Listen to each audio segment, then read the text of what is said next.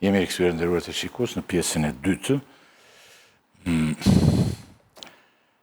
Një politikan populist, thamë, britanik me emrin Nigel Farage, ka vite që shënjestron komunitetin shqiptar në Mbretërinë e Bashkuar, shënjestron vazhdimisht, për interesa politike sigurisht.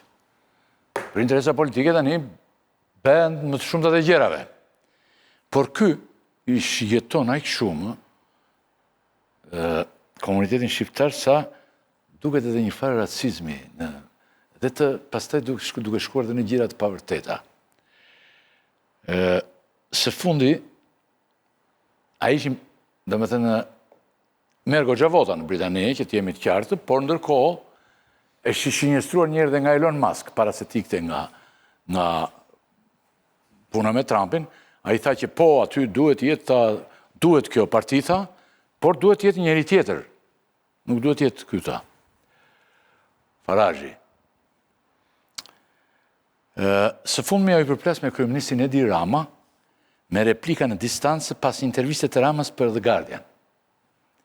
Ja, le t'i ndjekim replikat mes tyre, Ramës dhe Farage.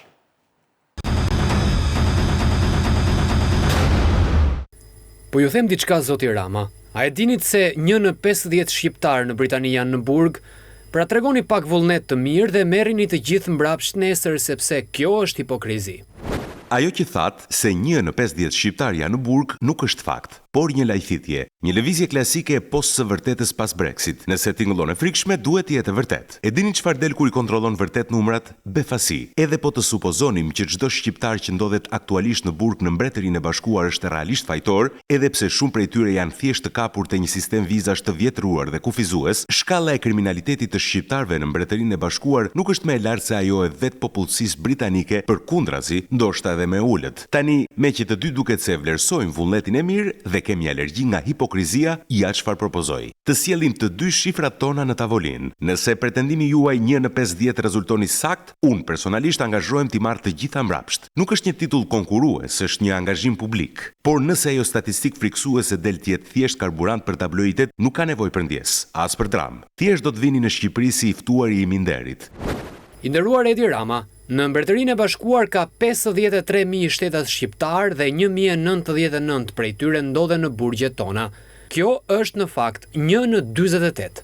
Do t'i kërkoj sekretares së brendshme që të organizoj kthimin e të gjithë këtyre të burgosurve tek ju. Faleminderit për bashkëpunimin.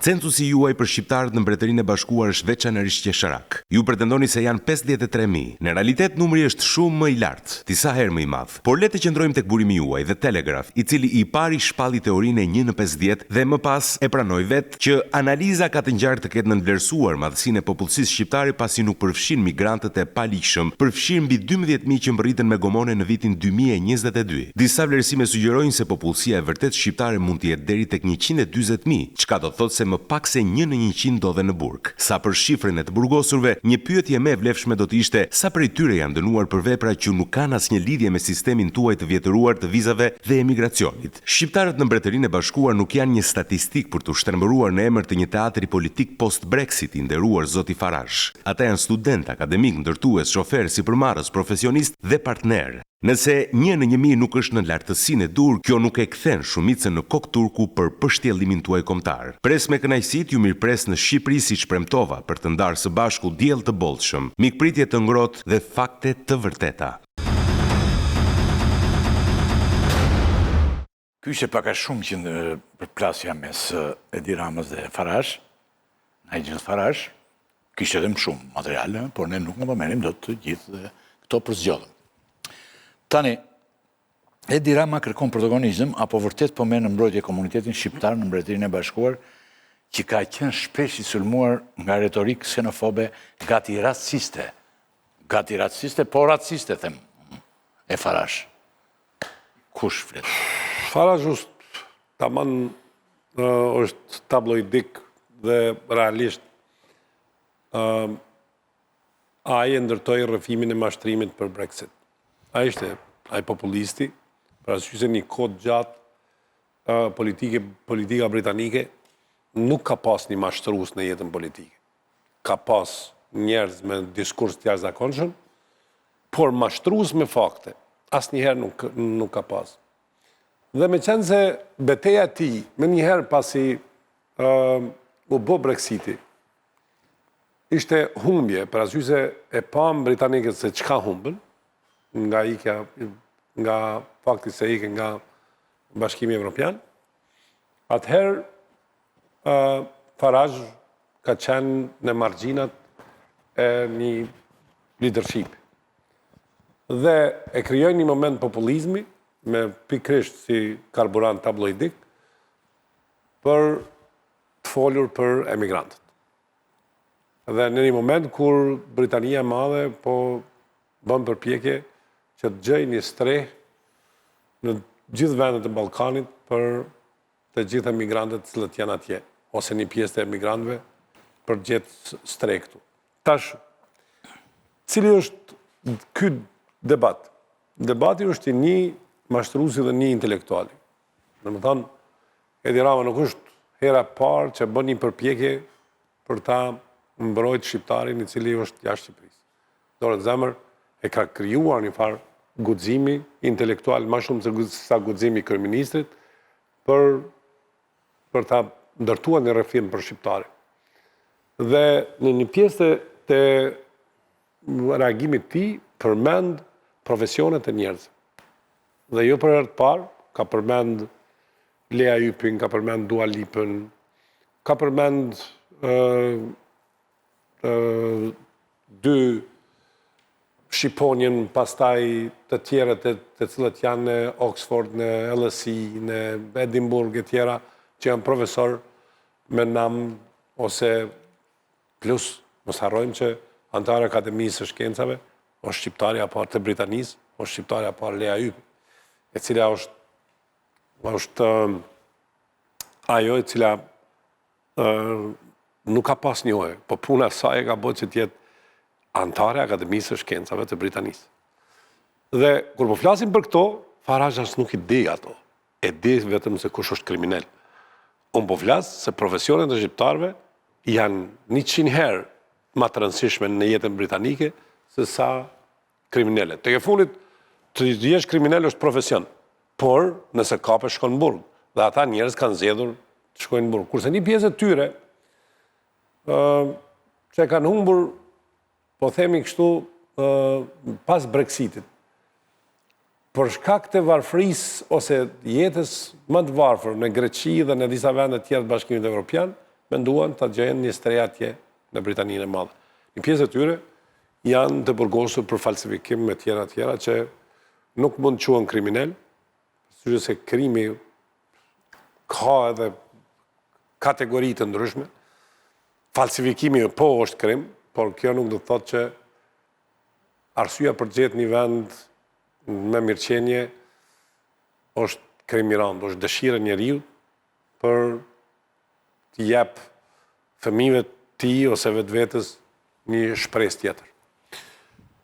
Para se gjithashtu më them, ky debat nuk ka qenë debati një kryeministri, edhe pse s'mund ta mohojmë se Rama është kryeministër, por nga gjuha e Ramës tregon se Rama ka një shpërfillje intelektuale ndaj Farage dhe konsideron me një fjalë ose me një fjali si njeri me karburant tabloidik që është ndoshta sentenca më e bukur që i kushtohet një njeri çfarë është Farage. Për ata që e njohin, po për ata që nuk e njohin dhe mendojnë që Britania nuk prodhon si idiot dobishëm, ja që prodhon dhe ai është për një kohë të gjatë tash edhe një idiot i padobishëm. Vjen keq, nuk e ofendova, ja dhash një epitet i cili na e meriton, për arsye se edhe ne shqiptarëve na ka bërë shumë problem ky Brexit që na i largoi nga komuniteti evropian dhe mundësisë e punësimit të shqiptarëve dhe lëvizjes lirë. Ja del një Farage dhe e ndron botën dhe këtë herë për të keq dorën në zemër. S'paku kështu është mendimi jam. Ndoshta britanikët, një pjesë e tyre mendojnë që kanë bërë mirë, por sot mendoj që Britania është më e varfër, kulturalisht, politikisht, me mirëqenie, me largimin nga Evropa. Po? Unë dakord, kuptoj që Farage është populist dhe kërkon që të përdor ndjesitë ose emocionet ksenofobike që ekzistojnë jo pak në shoqëritë perëndimore për shkak të emigracionit dhe sigurisht që bën lojë me këto për të fituar vëmendje publike dhe për ta përdorur atë për interesat veta politike, por gjithsesi debati vlen të shtrohet dhe të bëhet mendojnë me objektivitet. Unë sigurisht nuk e pranoj atë që ose arsyet pse Farage bën këtë. Unë nuk besoj që Farage bën këtë se urren shqiptarët, por Farage bën këtë për t'i fryrë sentimentit ksenofobik brenda shoqërisë britanike. Megjithatë çështja është këtu, a kanë vërtet shqiptarët nivel të lartë kriminaliteti nëpër BE, nëpër vendet kudo ku ata shkojnë?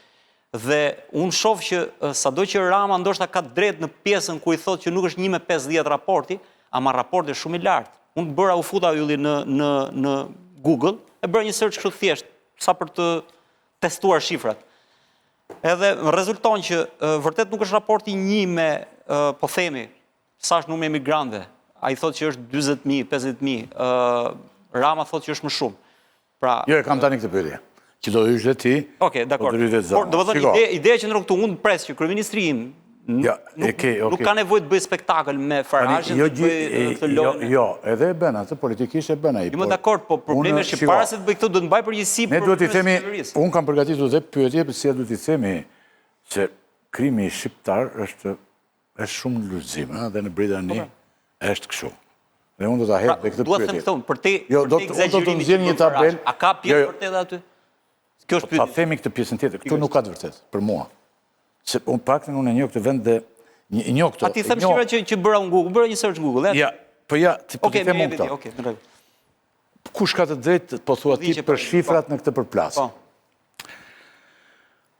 Më ndihmon dhe me zonjën Zama që nëse ka dhe nuk e di si e ka qëndrimin zonja Zama për këtë problem, por dhe bashkë me ju që keni këtë qëndrim që ta tani, po dhe kolegët e tjerë. Sa është popullsia e shqiptarëve në Mbretërinë e Bashkuar?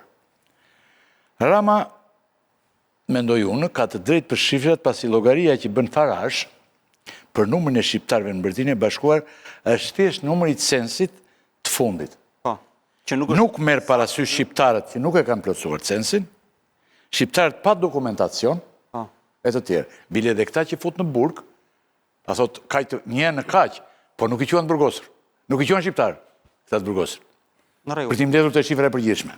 Dhe tu ka drejt Rama në këtë pjesë. Po në këtë pjesë sepse pjesë e tjera tani. Por ama numri i popullsisë së shqiptarëve lart shifra. Ja sa vlerësohet. 120 deri në 140.000 vlerësohet realisht.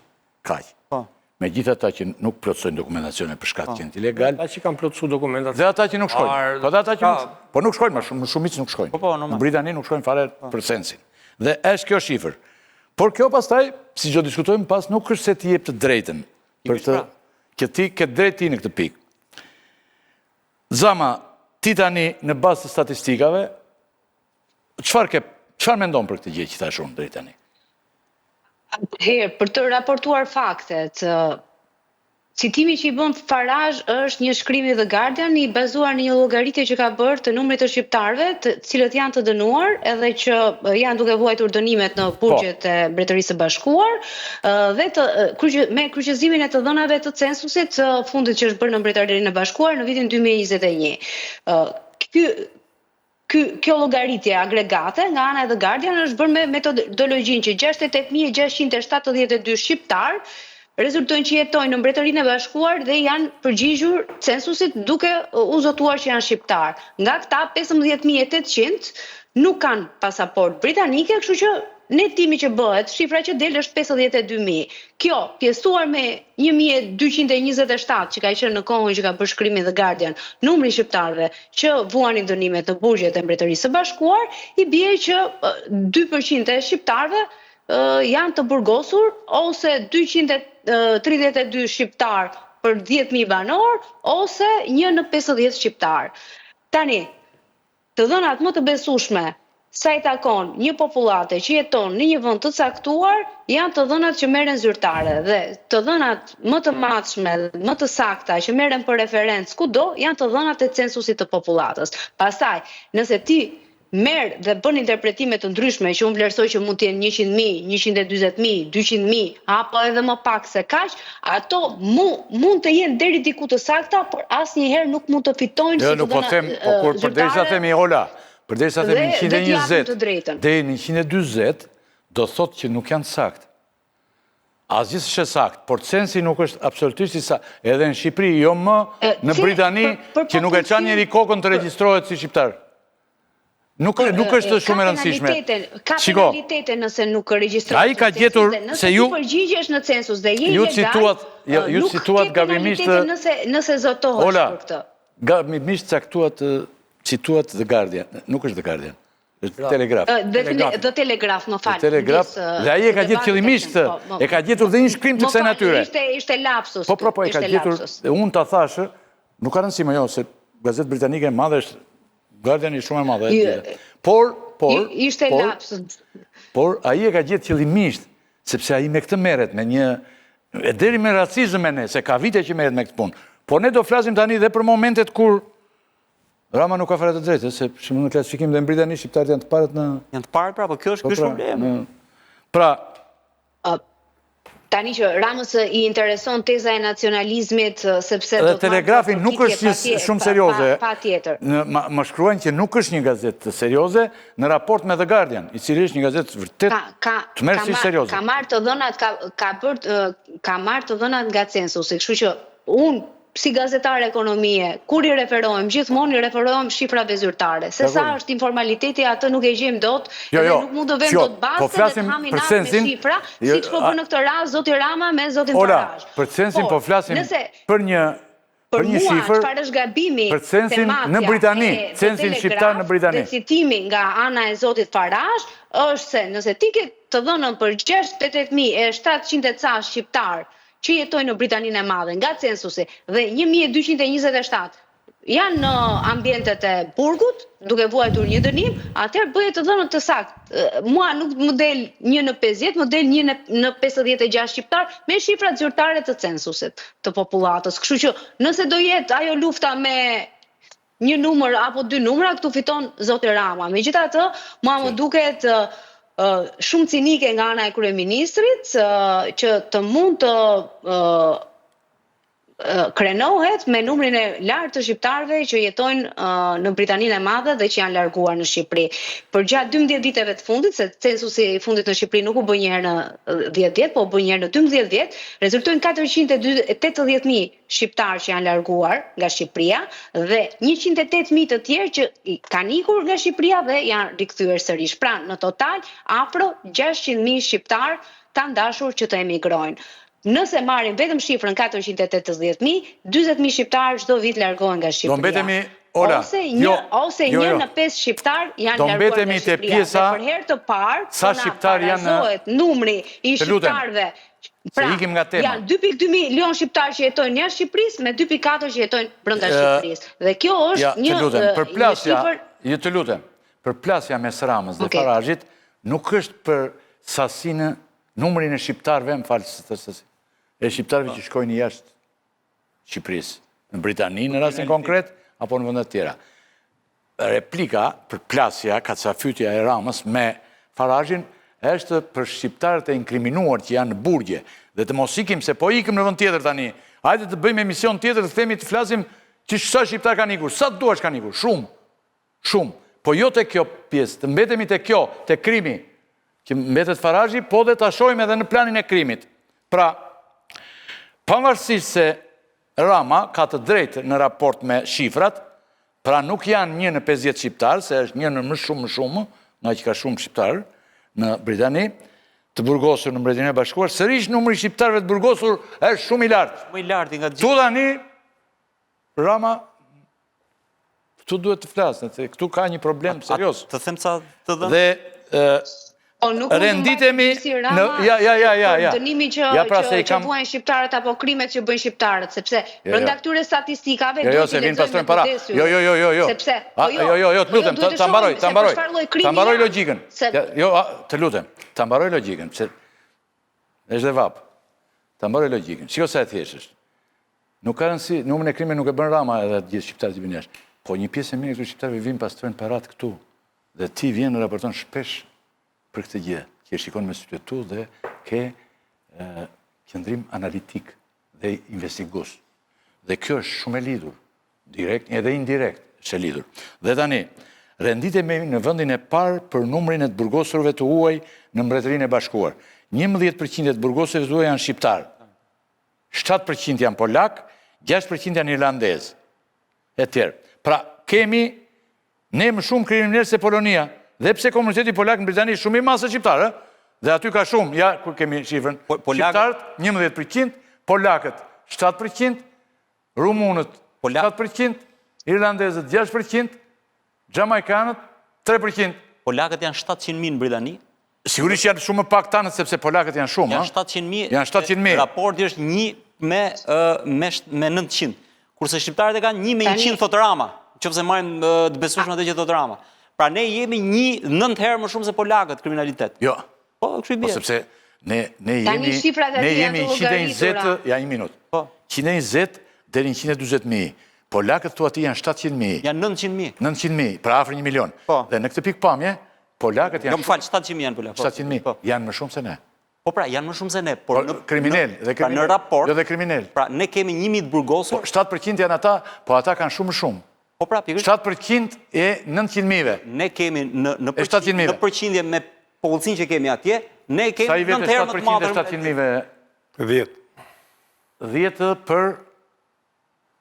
10 për, si që kemi ne, për 700.000. 10 për 700.000. Raporti aty është 1 me 900, pra 1 burgosur për 900 banor. E, s'ka mundësi. Pa që kanë pra. Se kanë 700.000 dhe, ja, kanë 770... Po kanë 7% pra. Kanë 760 burgosur për 700.000 banor. Dhe tani po bëjmë në tabelën shumëzimi si luj. 1% pra. Si 1%? Jo 1%, 1 për 1000. Jo, në më falë, 0.1% i bje pa. 0.1%. Ashtë. Pra gati 1 me 900 pra. Kurse ne kemi 1 me 100. Po sepse, shiko, pastaj ne në gjenjen ideja që ne jemi të parët. Të parën e në ata se kanë më shumë njerës. Dhe më shumë njerës, kanë 3 herë më shumë. Ata kanë 700 të burgosur në Britanitë Madhe. 4 herë më shumë. Në total. Po pra shtë. Ne kemi 1.000 të kusuar, 1.100 nga 1.200. Po jo pra. Ndërkohë që ne kemi... Ti ke 11%, ata kanë 7%. Si pas këti 3 herë më... 7% të numrit total të burgosurve kanë ata. 7% të numrit total... Ne kemi 11. Po pra, ne kemi 11. Shiko, më falë, pra raporti është, po të lutem, raporti është, ata kanë 700.000, ne kemi 120.000 dhe 120. Ata kanë 700.000 dhe në këtë mënyrë ata kanë, si numur kanë më shumë. Unë bërë një sërë të thjeshtë. Por ne, si numur, renditemi të parët. Nëse ajo përqindja është në bazë të numrit të burgosurve në burgjet britanike, atëherë shqiptarët kanë numrin më të lartë nëse e kanë përqindjen me atë. E ke në numrin në raport me numrin. A mund ta vendosin edhe një tabelën në fond? Në tabelën, ja, shiko një minutë. Dhe të lutem nëse mund të ma lidhe edhe me videon regjia mua se unë nuk e shoh tabelën fare. Janë të përqindjet e të burgosurve O zotëri, një sekundë tash se po bëjmë matematik parire. Janë 10.800 të burgosur të huaj në Britani. Po. Nga këta, 11% janë shqiptar, pra 1.000 janë shqiptar. Po pra 1.000 janë shqiptar. Po pra, po ajo 7 që është 7% i 10.000-shit.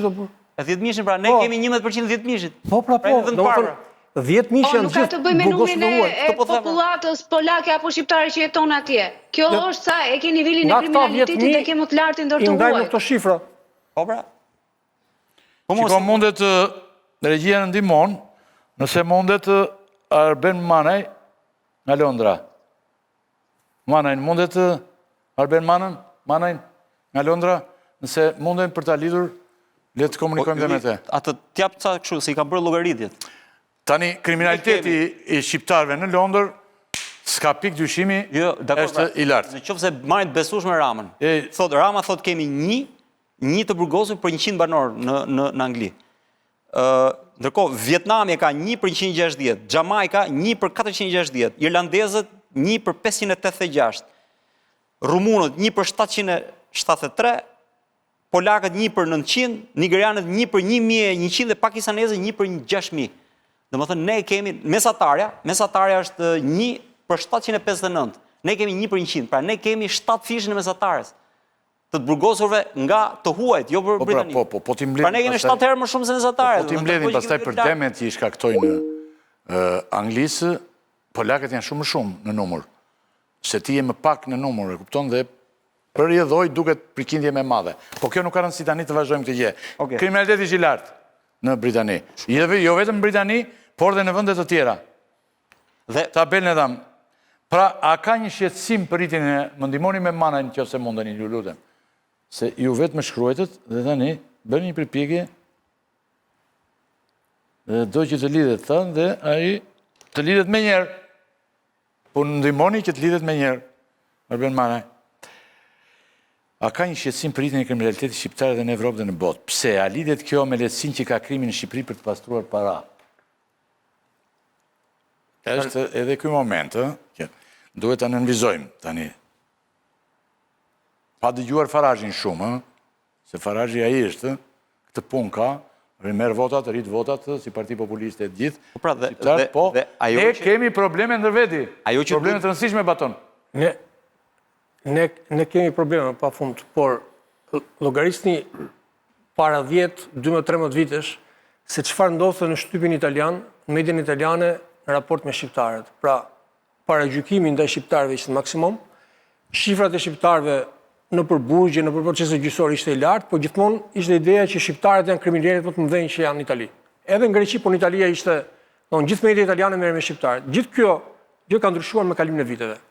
Domethënë shqiptarët, përveç se këta kriminalët e mediave, në media fillon të mbizotronin edhe shqiptarët e lexuar, edhe shqiptarët e studiuar, edhe shqiptarët e futbollit, edhe shqiptarët e sporteve të tjera. Domethënë ndryshon botë kuptimi për shqiptarët. Tani, Farage, që suksesin e vetë arriti me Brexit, mund të vazhdoj, i ka rënë pikët aq shumë, sa që ka filluar këtë luftën e tij të madhe të populistit kundër emigracionit. Dhe kështu me këtë mënyrë do të bëj luftën e tij. S'ka mbështetje të madhe atje, i ka rënë jashtëzakonisht shumë mbështetje dhe fokusohet te emigracioni që është problemi madhor në Britani. Ndërkohë, përgjigjja e zotit Rama, sigurisht nëse Farage atje kërkon të mbyll kufijt për emigrantët, zoti Rama këtë atan do të mbylli syt përballë një realiteti që është i tillë. Pra shqiptarët duan të ikin dhe të largohen nga ky vend dhe e bëjnë në shumicë. E bëjnë se shkojnë direkt në Britani dhe shkojnë edhe me ato mënyrat që u bën problematike, të gomoneve që kalonin La Manche dhe shkonin në Britani. Ikin nga Greqia, shqiptarët e Greqisë në Britani, apo ikin nga Italia, apo ikin nga vende të tjera të Evropës, sepse në Britani ka një treg ku mund të fitojnë më shpejt dhe më shumë. Ky është një problem real. Shtëpitë e barit famshme, shpërndarja e drogës, sigurisht që bëhet nga njerëz që janë marrë me atë punë dhe një pjesë e tyre janë shqiptar. Por kjo nuk do të thotë që janë ky problemi më i madh i Britanisë. Shqiptarët në Britani përveç se bëjnë biznesin e drogës, bëjnë edhe biznes në ndërtimit, edhe ndërtojnë atje me leje ndërtimi, kanë bizneset e tyre të mëdha. Nuk po them për kafenet e restorantet, sepse këto janë bë gjë më normale. Biznese reale. Dakor? Dhe mes tyre sigurisht më ka dhe njerëz të tjerë që merren me krimin, që dënohen, që arrestohen. Pa diskutim, por paragjykimi që këta erdhën nga Shqipëria dhe nxjerr realitetin britanik, sigurisht meriton përgjigje. Kjo është banalitet që ai e përdor për arsye. Por, shiko, ka një gjë, ajo që unë them, ky nuk është problemi britanik, ky është problemi shqiptarëve.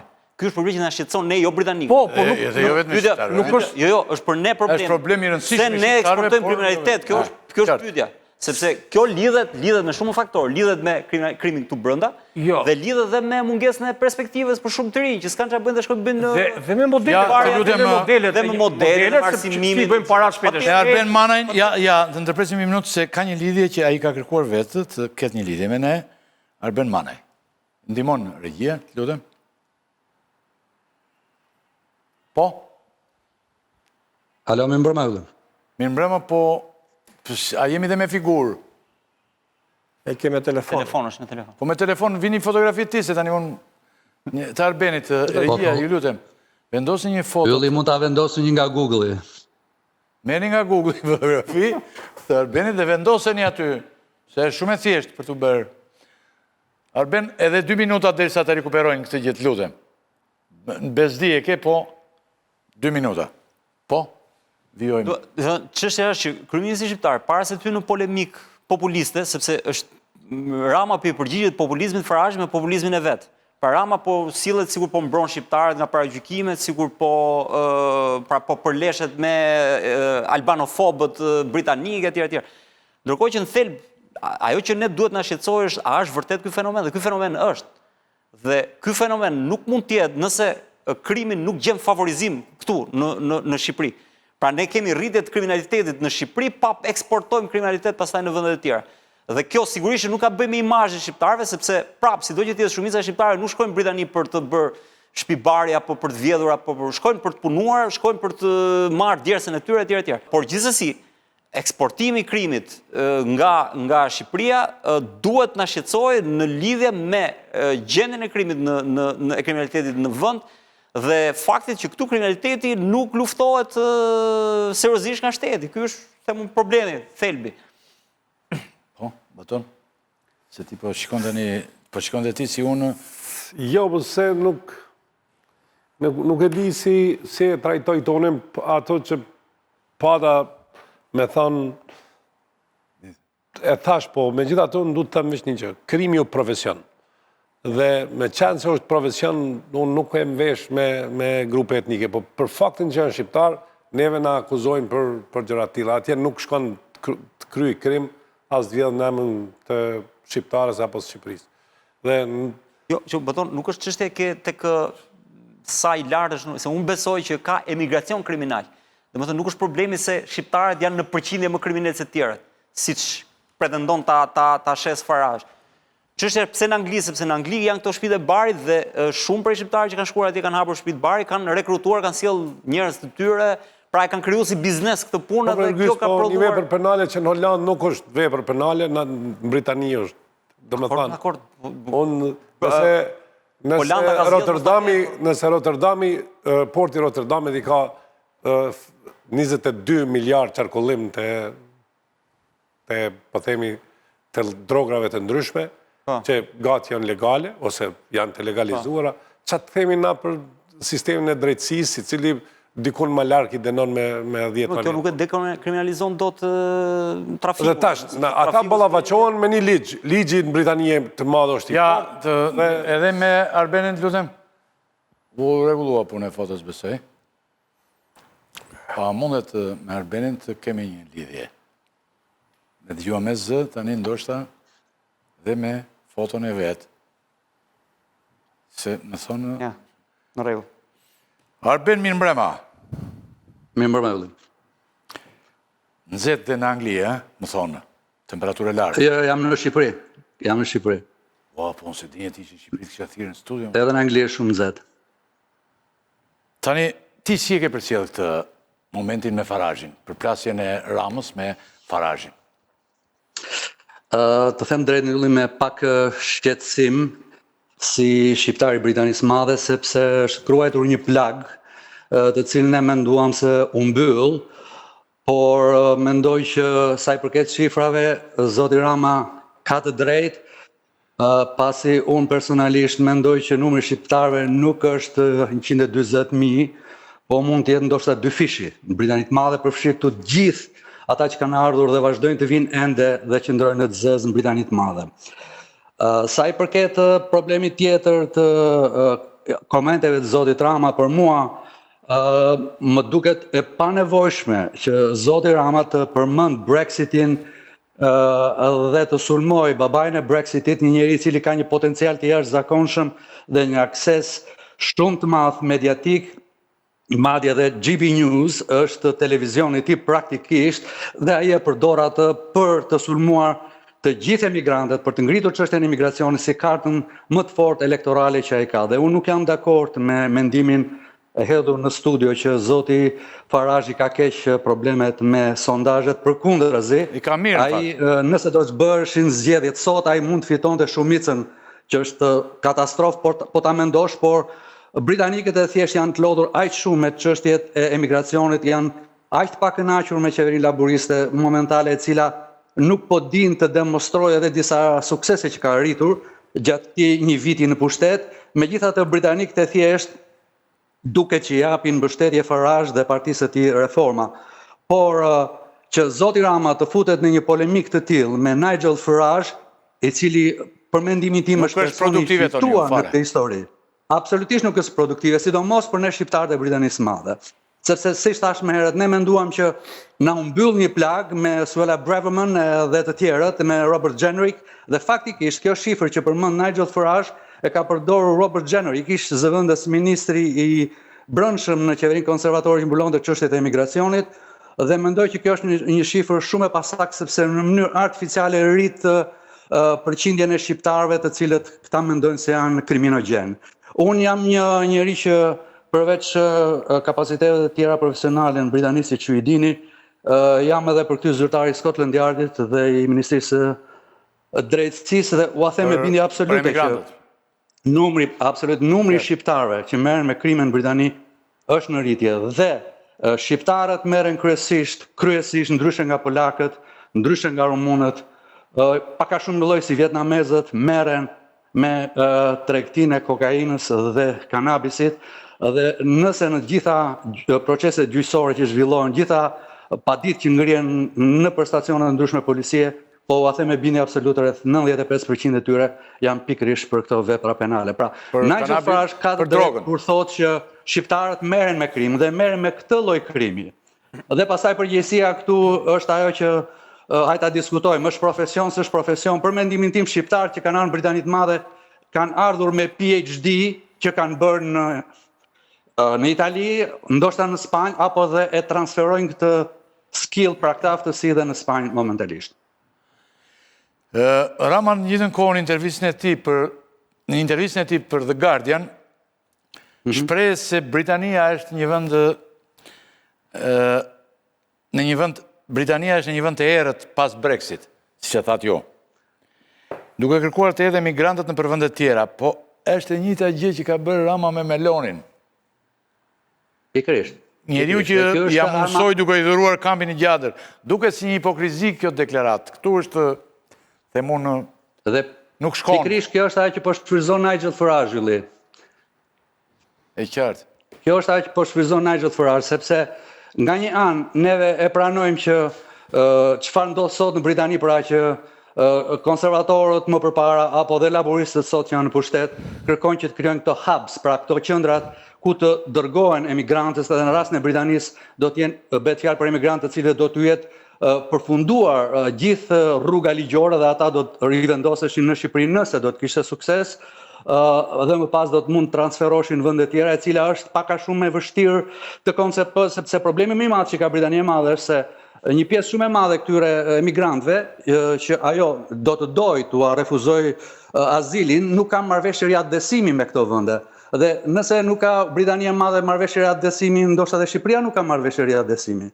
Kështu që nga ana tjetër, çështja e Italisë është pak a shumë hipokrizi sepse pak a shumë e njëjta gjë po ndodhe me italianët. Por nëse Rama e përdor këtë që shikon ne kemi marrëdhënie shumë mira sepse jemi në martesë me italianët ndërsa me britanikët ne nuk pranojmë one night stand, I bie që a kupton, unë për shembull u pataksa kur dëgjova që ne me italianët që kemi një komb në dy shtete. Dhe unë në statusin tim në Facebook thash që unë ndjem si Selam Musai dhe nuk mendoj që atë që bëri Selam Musai ishte luftë civile. Po pra dhe mbajti një qendrim shumë të ftohtë dhe gati gjysmë provokuesme me britanikët, me anglezët. Po është e panevojshme që Rama të futet në këtë histori. Kjo na ndikon jashtëzakonisht keq në imazhin tonë si shqiptar Britanisë Madhe, sepse kemi boll probleme të tjera dhe media përdorin në mënyrë të jashtëzakonshme këtë punën e debatit. A kupton, neve nuk jemi kaq shumë problematik sa Por është e nevojshme për Ramën, thot Mërtiri që kam në studio. Nevojshme për Ramën, shiko, ajo është win-win. Farage ka fituar vëmendje dhe Rama fiton vëmendjen e tij këtu. Fiton vota Po the losers jemi neve. Po ne kemi qenë. Jemi ne shqiptarët e Britanisë Madhe. Na vjen turp të themi jemi shqiptar. Pikërisht pra. Dhe ky është problemi I madh. Dhe këta janë një pjesë shumë e vogël e komunitetit që ne na ndosin si emër. Po shumica e shqiptarëve janë njerëz shumë të ndershëm.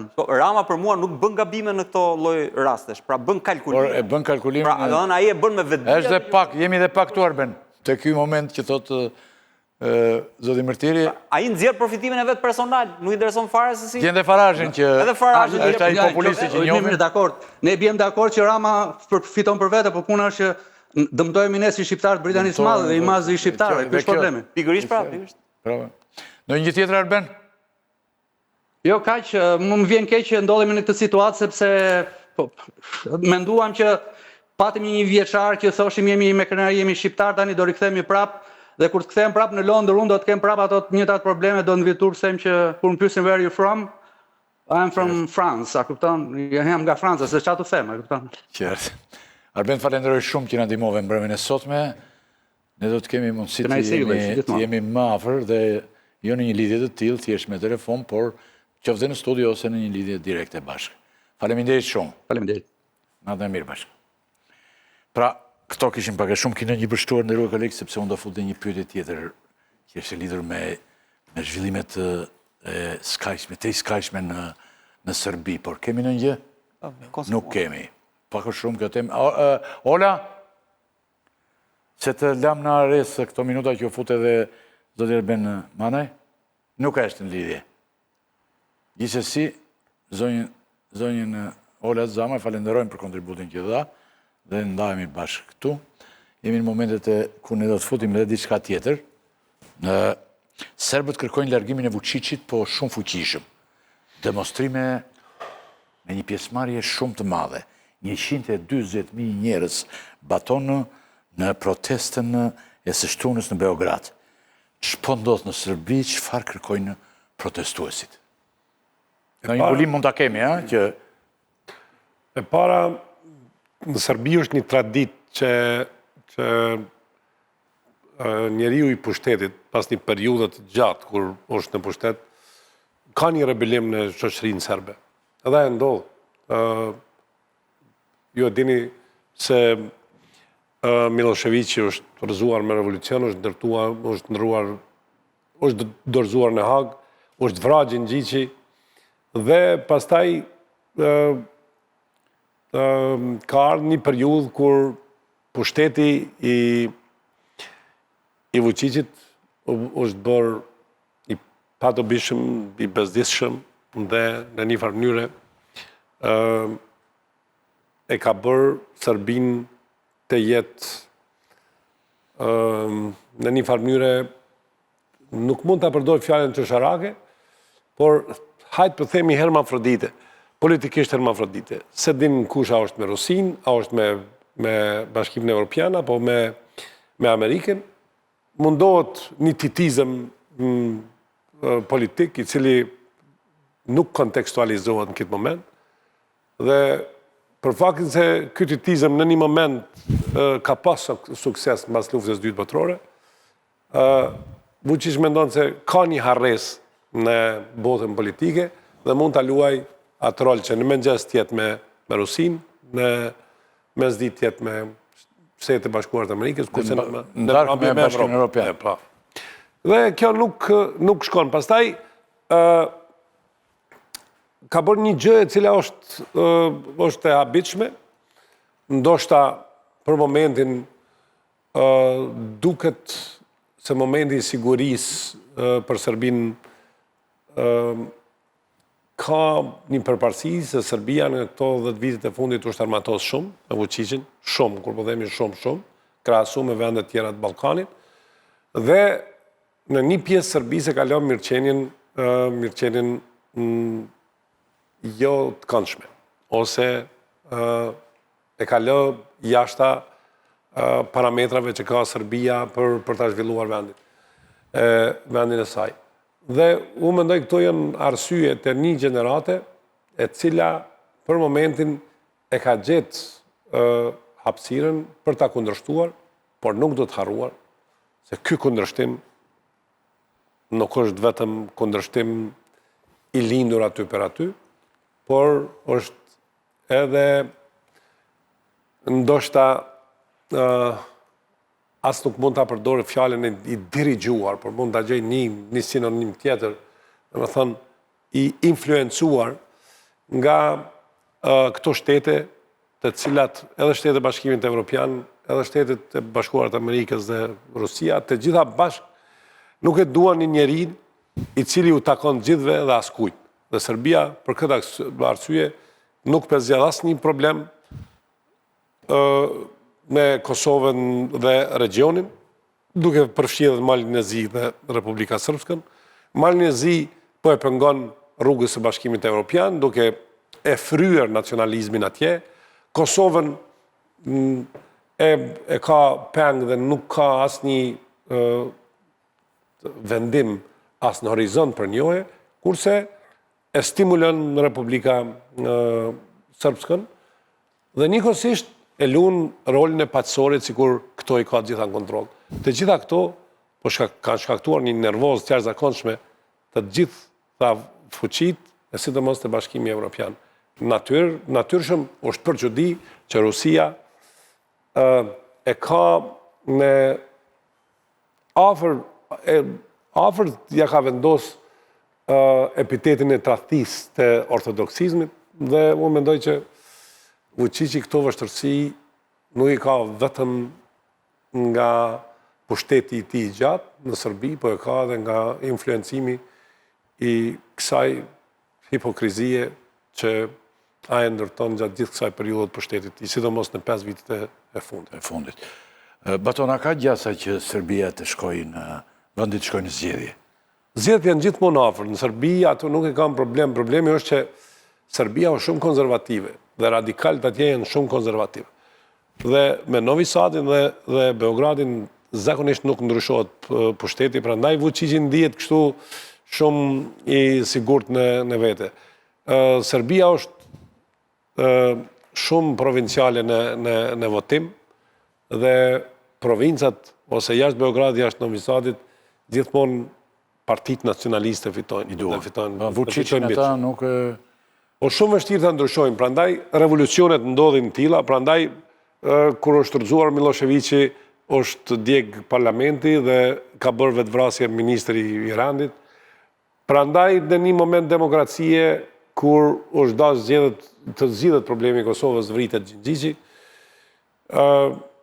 Dhe prandaj Partia Socialiste edhe pas dështimit në vitin 98-99 me Kosovën, që u rikthye në pushtet gati për 12 vitet e fundit, dhe Beogradi dhe Novi Sadi e kanë një revolucionarizëm brenda vetës, por nuk është i mjaftueshëm për të fituar zgjedhjet.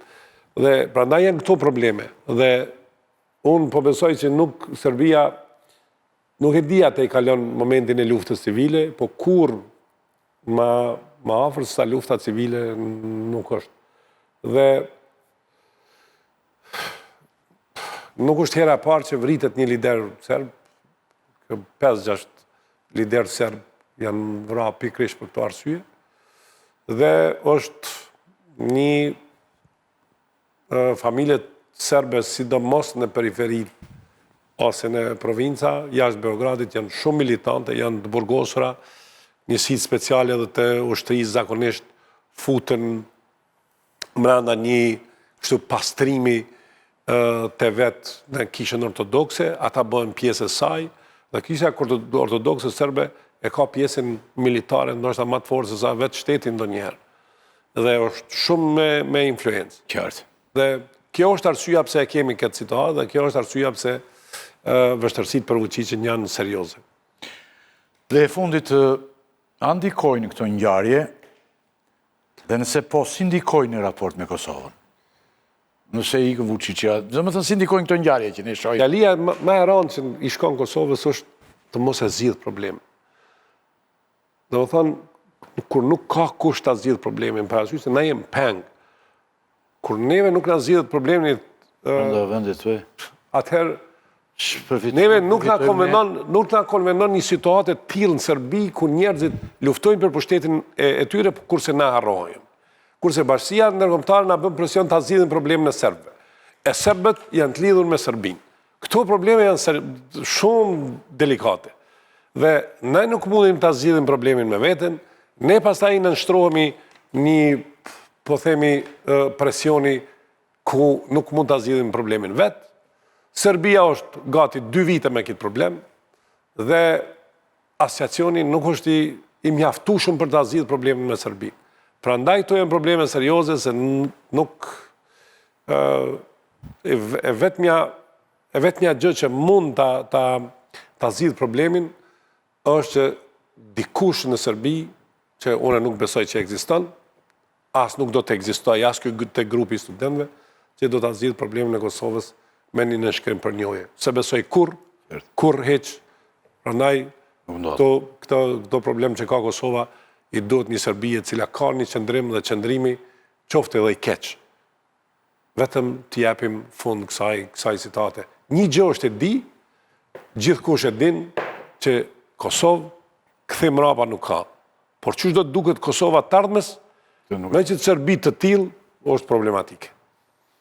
Ndërkohë, me që jemi në këtë, ka kontekst kjo pyetje, jashtë temës që kemi, ky votim i vazhdon aty në parlament dhe... Ky votim feudal, ky është votim feudal. Dhe pikë, a di pse është ky votim kështu? A di pse është ky votim kështu? Për arsye se e ki demonstratat në Serbi. Domethënë kërkuj si bëhet vonë. Njerëzit nuk mendojnë për mirëqenien, nuk mendojnë në raporti se, domethënë, nëse ka ndonjë se unë nuk përdori shprehje të tilla, unë e kam bënë shkrim. Këta bastard më nuk votohen. Është ofendim që apo na bëjnë.